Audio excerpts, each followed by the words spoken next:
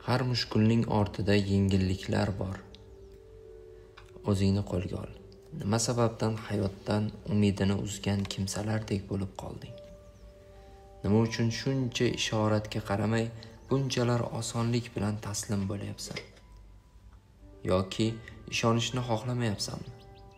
Yo'qsa Allohni unutib qo'ydingmi? Bunday qilma. Agar bahorga ishonmasang, quyoshga e'timod etmasang, qurigan shoxlarni gullashga ko'ndira olmaysan. Agar o'zing bilan kelishib olmasang, qalbingni Allohga topshirmasang, buzilgan narsalarni butlay olmaysan. Kurashuvchan bo'l. Shuni unutmaki, dardlari bilan mujodala etgan kishi ularni sovuta oladi.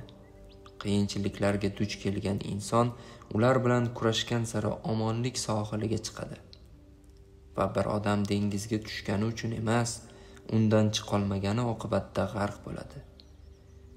Tushgan joying har qancha tubsiz va chuqur bo'lsa-da, yaralaring joningni qanchalar qattiq og'ritsa-da, har qancha sohilsiz dengizda to'lqinlar qurshovida qolsang-da, senga barcha bu ilojsiz tuyulgan narsalardan yo'l topib beradigan zot Rabbing ekanini unutma.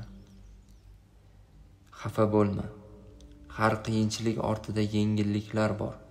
Bugun hayot seni tikanlari bilan o'rab olgan bo'lsa, ertaga muqarrar holda gulini ham hidlatishi aniq.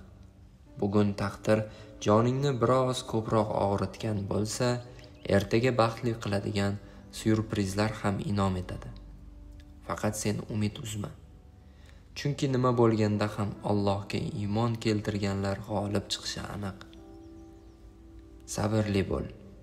Agar boshingga tushgan muvaffaqiyatsizliklarga chiday olsang, oxir oqibat o'zing uchun tayyorlab qo'yilgan xayr u ajrlar ham ko'rina boshlaydi.